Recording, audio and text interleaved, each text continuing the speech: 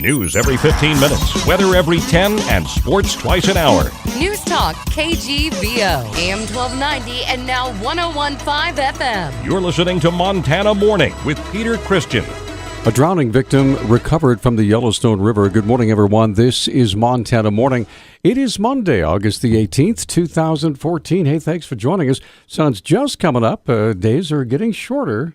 So you could tell that summer is waning. What can I tell you? Right now it's clear, 59 degrees in Missoula. And our newscast this morning sponsored by Dr. Troy Doxey and the friendly team at Chiropractic Works, where they're dedicated to chiropractic solutions. The body of a 22-year-old Georgia man went missing a week ago while tubing in Yellowstone Park has been recovered. The National Park Service says a special swift water team recovered the body of Darren Latte of Demarest, Georgia, Saturday from the Yellowstone River. Latte had been missing since August 11th when he was last seen being swept down the river without a tube or life jacket. Two companions on the trip were able to reach the river's edge. Searchers finally found his body late Friday about a quarter-mile downstream. Floating that river is prohibited. After the riots have been continuing in Ferguson, Missouri, national media are questioning the militarization of local law enforcement agencies. KGVO News spoke with representatives of both the city and the county sheriff's office on the subject. Both agencies denied seeking any special military-style armament or vehicles.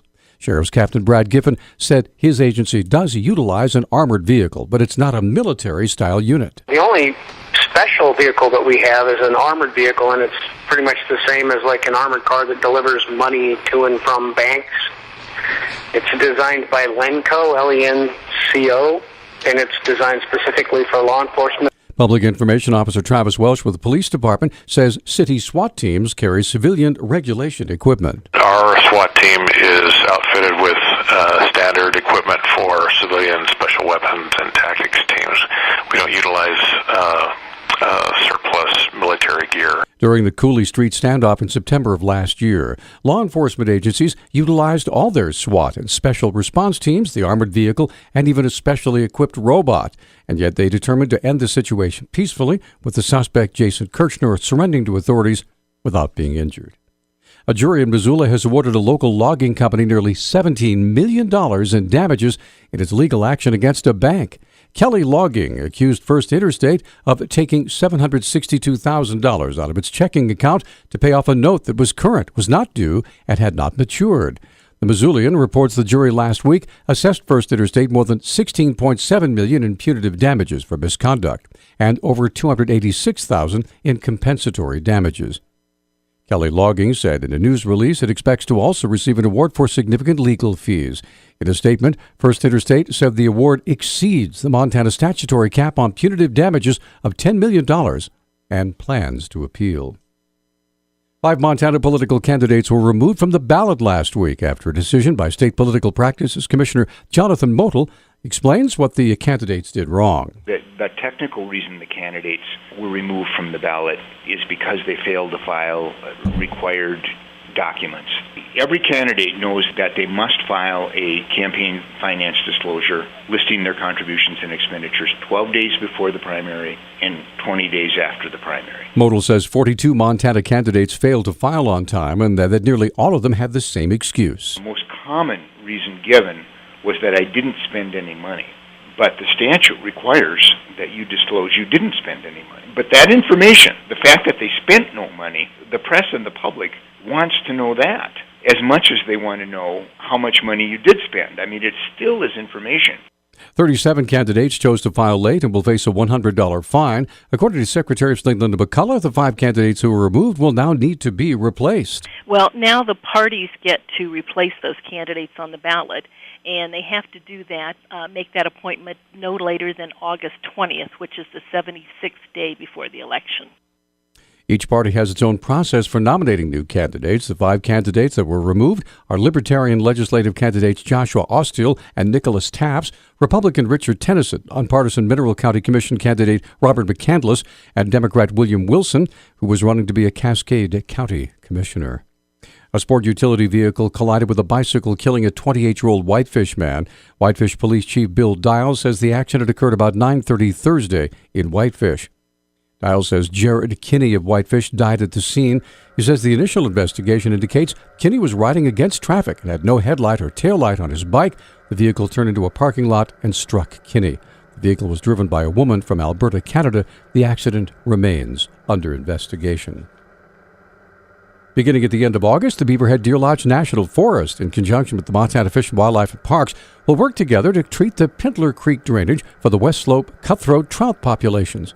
Fisheries biologist Jim Olson with the Montana Fish, Wildlife and Parks says officials will use a chemical called rotenone to remove non-native species from the drainage. We're doing a West Slope cutthroat trout restoration project in Pintler Creek. The goal of that project is to restore West Slope cutthroat to that stream and one lake at the headwaters, which is called the Orion Lake, because there's rainbow trout in there currently. So we'll remove those rainbow trout and then restore West Slope cutthroat to that stream.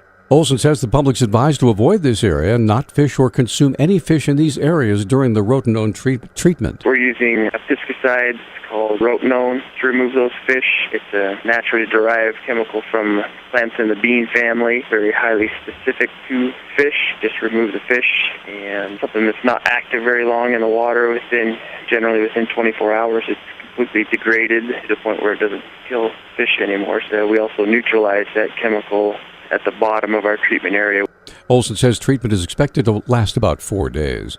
Missoula's first ever Bear As You Dare bike ride took place yesterday morning without incident or arrests, and it was an hour earlier than was publicized. The event, which began and ended at Kiwanis Park, was attended mostly by young people, teens, 20s, and 30s, although there was a mixture of older riders. The reasons riders gave for participating, well, ran the gamut. I think different people object for different reasons, but I think this is just promotes many good things, the community, bike safety, awareness, and, just accepting the human body. Lighten up. It's just, a naked bike ride. It's not like we're going around flashing people with bad intent. One of my friends found it on Facebook and sent it to me, and I thought, why not? I understand that they're protesting for Clean Air Missoula, but I'm pretty much doing it just for fun. The Q&A that was published on the City of Missoula's website stated the ride would start at 11:30 and conclude at 12:30. However, the rider started an hour early at 10:30. It crossed over the Higgins Avenue Bridge not long after. Missoula Police Sergeant Rick Stevenson says the bike ride was basically a non-event as far as law enforcement was concerned. No arrests